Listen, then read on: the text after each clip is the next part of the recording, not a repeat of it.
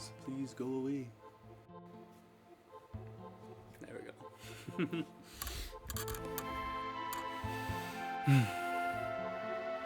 Hello everybody, my name is Bonnabelle Finlay, and today we're doing this one fast, legal, and free because I've been trying to make this video, or some version of this video, for too long, too long now. And as I sit here and I record this, it is February 6th, so we are 4 days out from Overwatch's 10th birthday.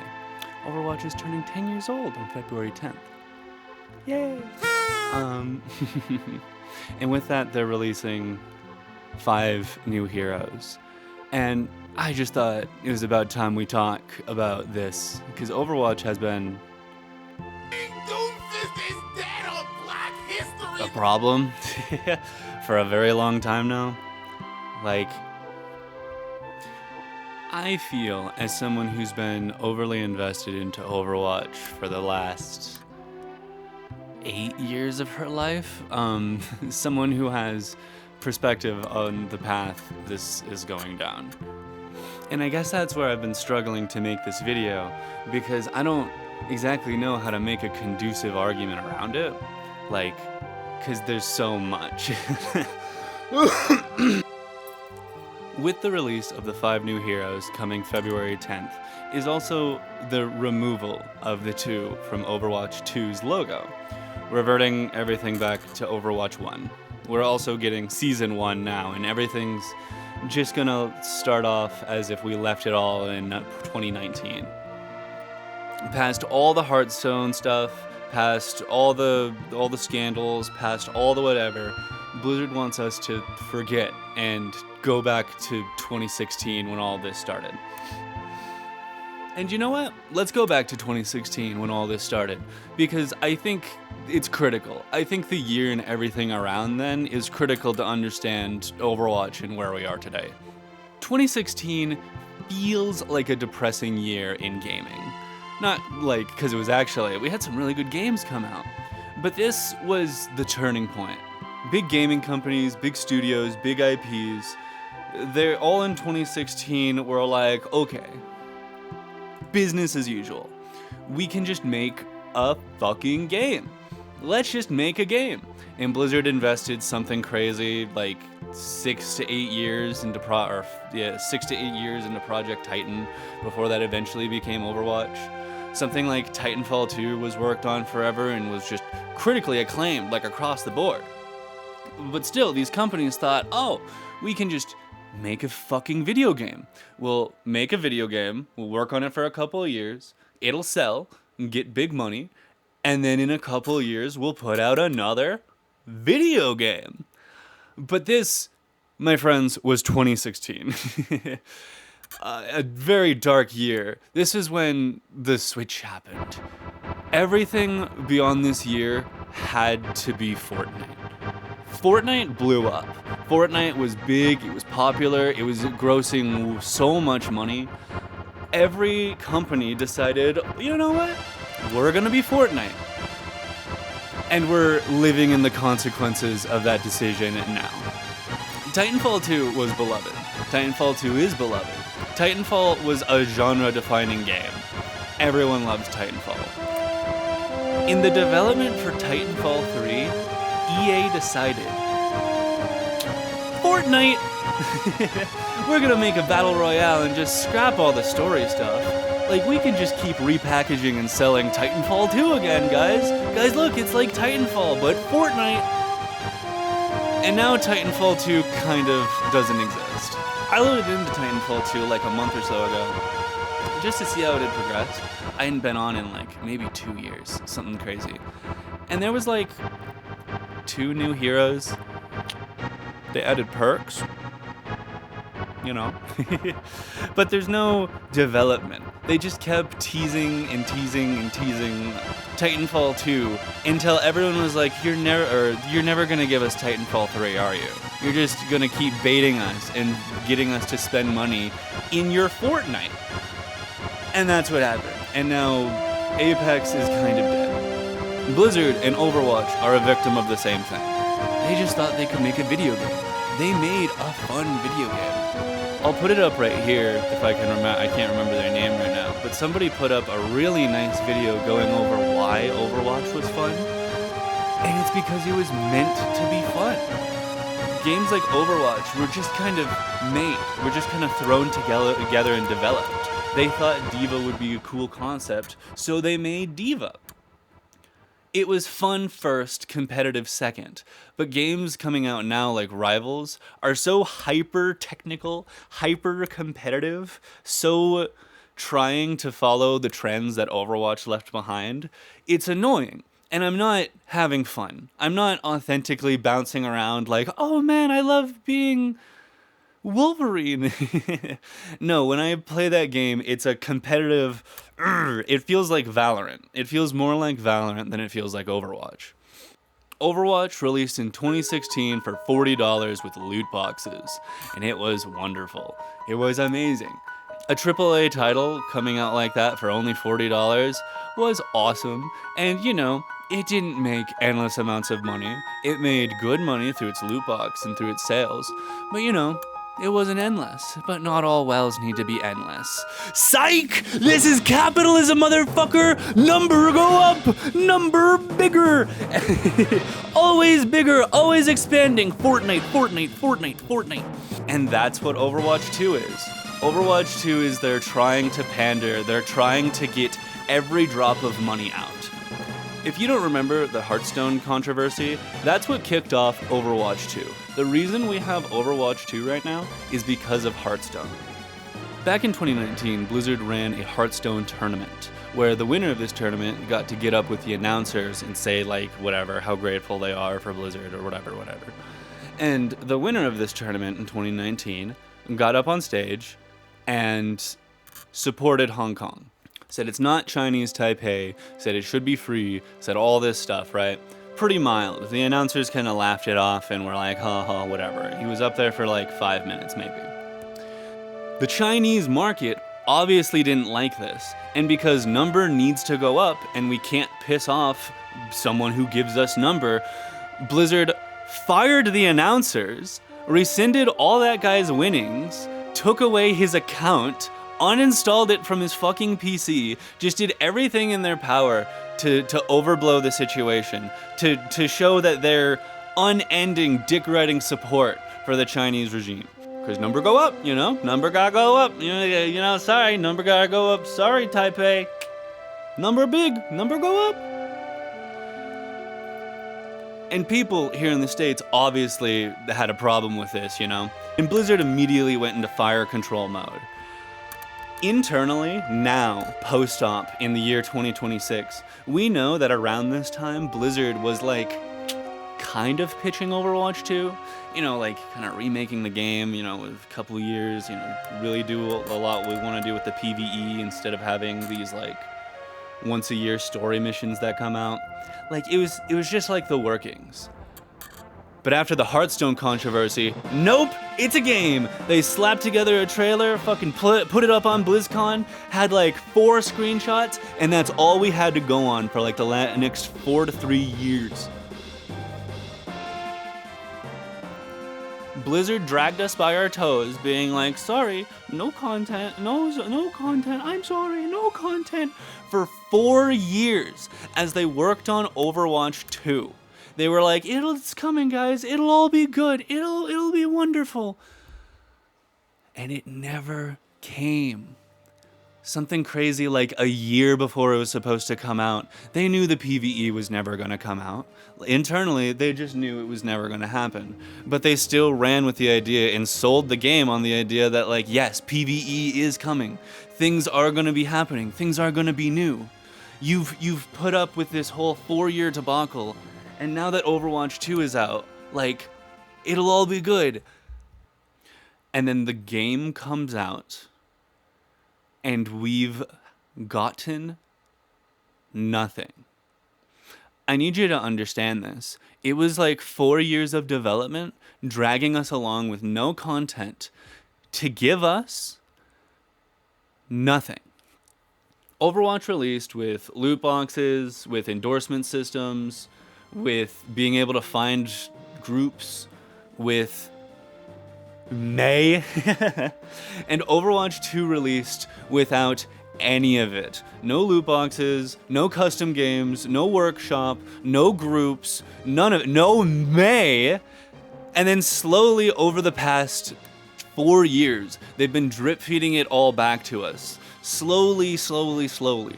Only capitulating when Rivals shows up. As soon as Rivals drops on the scene, Overwatch is dead.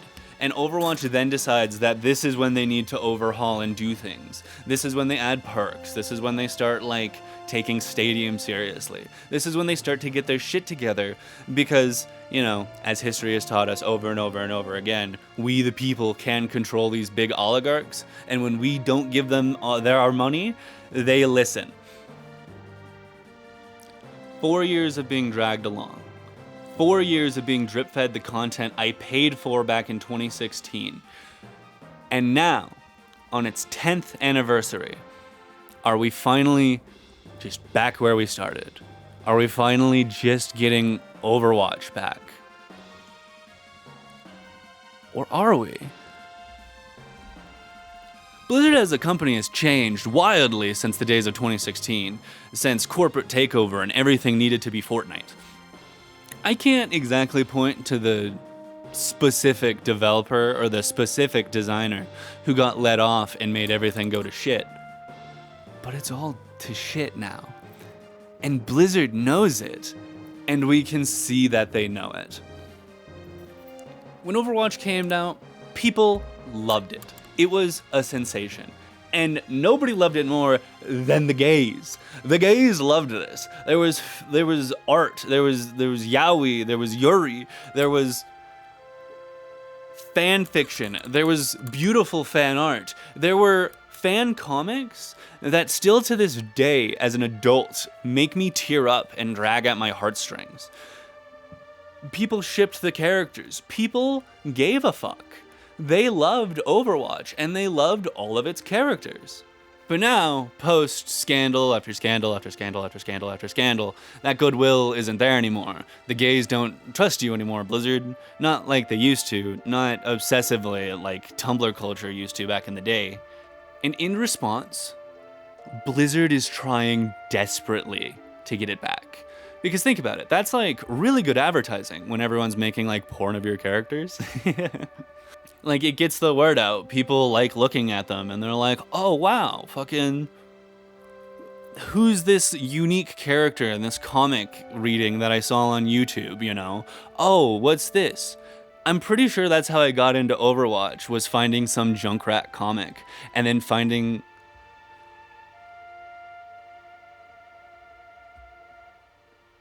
Sorry, I'm misremembering. I'm actually thinking about Undertale. But tomato, like it worked with Undertale, it works with Overwatch. This is how you get people in. And now that goodwill's not here anymore, they're trying so desperately. Every new Overwatch character is hot. They want you to be like, whoa, and are they gay? Oh my god. They want you to like look at all the voice lines and overanalyze little things like, is Lifeweaver flirting with Roadhog? But it's also saturated. If I can go on a little tangent just to let you know how I feel, and I promise this isn't about politics, but like, it feels a lot like how Republicans argue, being that it's the framework of an argument without the substance. Here's a scenario. You're like talking or debating with a Republican, and they bring up a theory, a conspiracy theory, whatever, a theorem that you know about. You've heard it and you do not need it explained to you. So you interrupt and you say, yes, I've heard that. Like, I don't need it explained to me, like this, that, and the fourth, right? In this scenario, it's perfectly reasonable and everyone's fine. But in the Republicans' mind, they didn't hear a single word that you said. They only felt the sounds. How they remember the interaction was they were talking and then you interrupted them. You didn't want to hear what they had to say, and now you've offended them. Their feelings are hurt. So then later on in the conversation, you might be explaining something like, well, that's actually wrong because of like this idea or this theory or this method, right? And as you go to explain, they cut you off. No, I've heard it before. So no, I don't need you to. It's an emotional argument. This is the framework. They're doing to you what you did to them, but where you were valid, they're invalid. They are not doing it correctly, and they do not realize. Overwatch 2 is giving us the framework of good faith. They want you to believe so desperately that they care. That we love the gays, that we love the transes, that we want all of you here to come spend money on our game. As of recording, it's been 7 years since we had our last animal hero. And I think it's been like 2 or 3 years since we've had our last oddball hero. An oddball hero just describes a hero that's not hot. Like Ramatra, Wrecking Ball, Orisa, Reaper, Soldier 76. And it wasn't too long ago that Overwatch told us we're not doing any more oddball heroes. All of them now are going to be hot. And ever since, every single Overwatch 2 hero has been one of two things. Every single one. They are either, hi, I'm the hottest best friend of an Overwatch 1 hero. Or they're, hi, I'm the hottest member of a people group you've never heard of before and will never hear of since. And people complained forever, like we want our oddball heroes. So now finally we have our first oddball hero, our first character who's not bleedingly hot, who's just not pungently hot all the time. And it's a cat. It's the cutest, most sympathetic animal you could possibly get. And to be fair, they had a lot of trouble characterizing Hammond. Hammond is a hamster, notably not a human, so it's hard to humanize a hamster. How they went about this 7 years ago was they just gave him a fuck ton of voice lines, so now Hammond has an interaction with like every character, and it's a little annoying, TBH. And I wonder how they're gonna do it now, because they just don't care. It's obvious how much they don't care. Every time we see anything, anytime we get any story glimpse, anytime we get to see their production, it just reeks of this false sense of like an abusive husband telling you it won't happen again, you know? And like buying you something nice. I played this game with my best friend for like the entirety of when I played it. The final straw for him was when they released the character ages, and it was just obvious, like the official character ages, and it was just obvious nobody cares. It was something crazy like Hanzo and Genji are both like 43, like 42 type shit. And Kiriko, their childhood best friend, is like 23. They just don't care. I saw a lot of people on Twitter praising this new animated short that they released for the 10-year anniversary. And I have a question. Actually, I don't have a question. I'm gonna tell you because I know I'm right. If I would have asked you 2 days before that short released how old Venture was when her dad died, you would have said 10. But no, she's actually a vaguely hot 17. Whoa.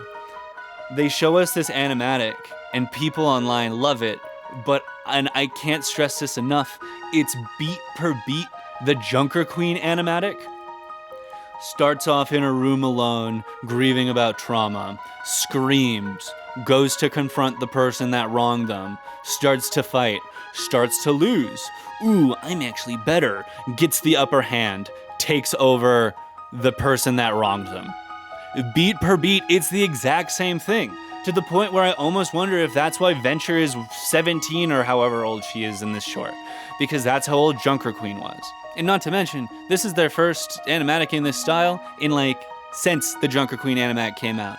And you can tell, it looks bad. These guys look off model. These guys look like porn models. These look like how porn artists animate these guys in non-official mediums. What are we doing, Blizzard? What are we doing? They don't care. Hazard is a member of the Freaks. He's super hot, but he's from England. He joined the army. He lost his limbs. The government failed him, so he joined the Freaks, which are pretty much just edge runners because they're trying to be a little bit cyberpunk. And that's the character. He goes on adventures, and he's like a freak with body mods. Bro, 6 years ago, they released a Tracer comic where she goes underground, and finds an alt-punk society with, omnics and mods and all of this, and they're not called freaks. They don't mention mods. They don't say chom or whatever their, weird fill-in for choom is. They're just punks. But no, we have this, whole new people group now with the Freaks. Ilari is a part of some people group in South America with sun magic. Sorry, there's no magic, but sun magic. Bro, Vishgar has been carving up Brazil and South America for the entirety of Overwatch since, the Omnic Crisis. And we just never had any hint of Ilari or her people's existence? And now Alari's the last one, because in her ritual, she exploded, and all of her people fucking exploded off the mountain. Don't go looking for her. Don't ask questions. They're all gone. It's just her. And when we look at what they're doing with this story here, I stress to you, I'm worried. I'm worried because I have a question. What's the character motivations of Brigida's cat, of Jetpack Cat? Where is it from? It's just a cat. Excuse me? The Lindholms are weapon manufacturers. They make Reinhardt's armor. They made the really big robots that were in the Omnic Crisis. They are big weapons makers. And also cat scanning brain technology. Torbjorn on a whim one day when not looking after his 13 children slapped together a chair so his cat could fight in combat. What are we doing? I have two predictions about the cat. I think because of what happened with Hammond, it's not going to talk, and it might be easier to characterize because it doesn't talk. They're going to do something like they did with Bastion. And secondly, it might not be Brigida's cat. It's probably going to be Efi's cat. And let's talk about that. Let's talk about Efi for a second, by the way. Efi lives in this idealistic after-war society where Omnics, a people group who are oppressed everywhere else in the world, are accepted. This society and its circumstances led to Efi, a really smart girl who found discarded war robots, decided they needed a purpose, and then repurposed them to create Arisa, a character in Overwatch 2. That's how you make an oddball character. And she's not hot, and she's not cute. She's just her. And we love her. She doesn't need to be fuckable all the time. The world made Arisa. It gave excuse for Arisa to exist. And so when we see Arisa, she feels natural. She feels like a part of this world. Why the fuck is the cat on a jetpack? What are we doing? It's all just to get attention. It's all just, look guys, this is what you wanted. Now pretty please give us money and advertising. Fuck. Years ago, I took a hiatus from Overwatch when all this shit was getting really, really bad. Because I kind of came to this conclusion that I feel like is still just true, you know? That Overwatch is now in the pocket of like 40 shareholders.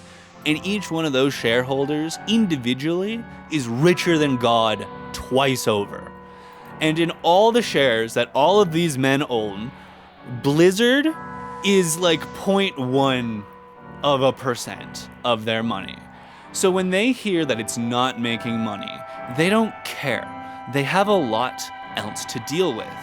They're demons. So they hear it's not making money and they go, fuck, dude, I don't care. Just make it I don't care. The gays like it, make them all hot. I don't give a fuck. Give them perks. I don't care. Tell them we're thinking about PvE again. Just make it make money. And that's what I see with this 10-year anniversary. I don't see real genuine effort here. Overwatch Stadium is a problem. It's like a problem from its roots up. And these problems keep getting ignored in favor of adding new heroes to the roster and adding new heroes to Stadium. And not even Overwatch heroes. Here's the issue, right? Some Overwatch heroes are more Overwatch than others. I judge you based on your Overwatch hero, on how Overwatch you are by playing him. Characters like Tracer, Junkrat, Reinhardt, Orisa, Wrecking Ball are all Overwatch heroes. Characters and mechanics that you can only get and play and perfect in Overwatch. Characters that are not Overwatch. Widowmaker, Soldier, Sojourn to an extent. Like, characters that are McCree. McCree's not a character. These characters are just gun. These characters are hit scan gun, and hit scan ruins games. Overwatch wants to be like Deadlock. It wants to be like a MOBA where everyone's clashing and running around. But we have characters that can kill you from across the map easily. Why would I perfect Junkrat tech when I can play a rail shooter, when I can just shoot you over there? I'm gonna play a clip or two for you right here, because I'm upset about them, and you tell me where I went wrong, okay? You tell me where in my positioning or whatever, when playing my Overwatch character, I went wrong.